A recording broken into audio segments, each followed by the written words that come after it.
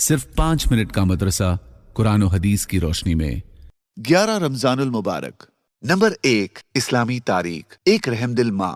ایک مرتبہ حضرت عائشہ رضی اللہ عنہا کے دروازے پر ایک مانگنے والی آئی۔ اس کے ساتھ 2 بچے تھے۔ اس وقت حضرت عائشہ رضی اللہ عنہا کے گھر میں صرف 3 کھجوریں تھیں۔ آپ نے وہ کھجوریں ان کو دلوا دی۔ اس عورت نے ایک ایک کھجور ان بچوں کو دی اور ایک کھجور خود اپنے منہ میں ڈال لی۔ دونوں بچے اپنا حصہ کھا کر اپنی ماں کی طرف للچائی ہوئی نگاہوں سے دیکھنے لگے۔ ایسا لگ رہا تھا کہ جیسے وہ بہت بھوکے ہوں اور ایک ایک کھجور سے ان کا کام نہ چلا ہو۔ جب ماں نے بچوں کی بھوک کی یہ حالت دیکھی تو اس سے رہا نہیں گیا اور اس نے وہ کھجور بھی خود کھانا پسند نہیں کیا جو وہ منہ میں ڈال چکی تھی۔ چنانچہ اس نے فوراً اپنے منہ سے کھجور نکالی اور اس کے 2 ٹکڑے کیے، پھر آدھی آدھی کھجور دونوں بچوں میں بانٹ دی۔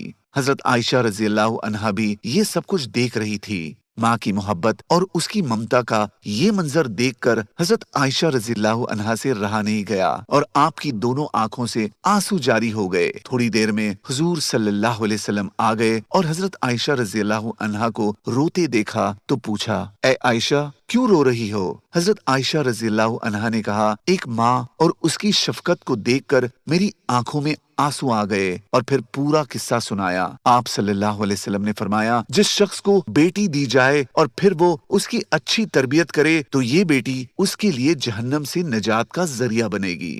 نمبر 2، اللہ کی قدرت۔ کھارے پانی کو میٹھا بنانا۔ سمندر کا پانی کھارا ہوتا ہے، اس کو پینے کے قابل بنانے کے لیے اللہ تعالیٰ کی قدرت دیکھیے کہ وہ اس کھارے پانی کو بھاپ بنا کر بادلوں کے ذریعے اٹھاتا ہے، پھر اس کو میٹھا کر کے بارش کی شکل میں برسا دیتا ہے، جس سے انسان، تمام جاندار اور کھیتی باڑی سیراب ہو جاتی ہے۔ اس طرح بادلوں کے ذریعے کھارے پانی کو میٹھا بنا کر بارش برسانا اللہ کی عظیم قدرت ہے۔ نمبر 3، ایک فرض کے بارے میں، زکوٰۃ ادا کرتے وقت نیت کرنا۔ زکوٰۃ ادا کرتے وقت یا زکوٰۃ کا مال الگ کرتے وقت زکوٰۃ کی نیت کرنا ضروری ہے، یعنی دل میں ارادہ ہو کہ زکوٰۃ نکال رہا ہوں، بغیر نیت کے زکوٰۃ ادا نہ ہوگی۔ ہاں البتہ کسی کو زکوٰۃ کہہ کر دینا ضروری نہیں، بلکہ ہدیہ کہہ کر دے تو بھی زکوٰۃ ادا ہو جائے گی۔ نمبر 4، ایک سنت کے بارے میں، وضو کے شروع میں بسم اللہ پڑھنا۔ حضرت سعد بن زید رضی اللہ عنہ سے روایت ہے کہ رسول اللہ صلی اللہ علیہ وسلم نے ارشاد فرمایا کہ اس کا وضو کامل نہیں جو بسم اللہ نہ پڑھے۔ نوٹ: وضو نہ ہونے کا مطلب یہ ہے کہ وضو پر سنت کا ثواب نہیں ملے گا۔ نمبر 5، ایک اہم عمل کی فضیلت، بستر پر اللہ کا ذکر کرنا۔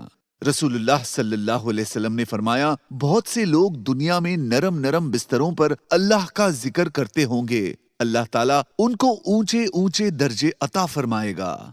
نمبر 6، ایک گناہ کے بارے میں، مال بڑھانے کے لیے سوال کرنا۔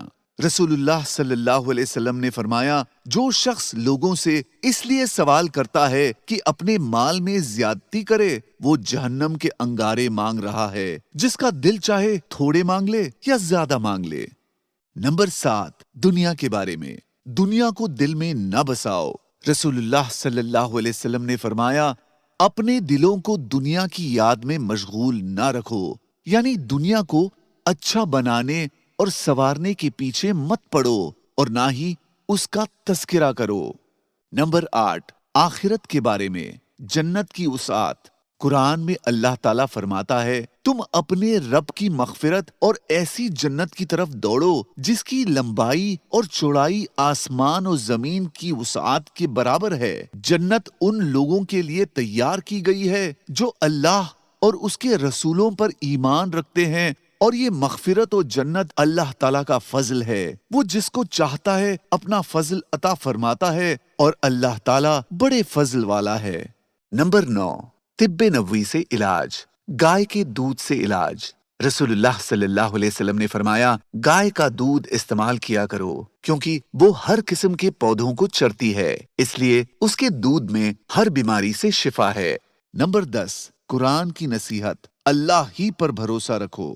قرآن میں اللہ تعالیٰ فرماتا ہے، آسمانوں اور زمین میں جتنے بھی چھپے راز ہیں وہ سب اللہ کے علم میں ہیں، اور اسی کی طرف سارے معاملات لوٹائے جائیں گے، لہٰذا اے پیغمبر اسی کی عبادت کرو اور اسی پر بھروسہ رکھو، اور تم جو کچھ کرتے ہو تمہارا پروردگار اس سے بے خبر نہیں ہے۔ جزاک اللہ۔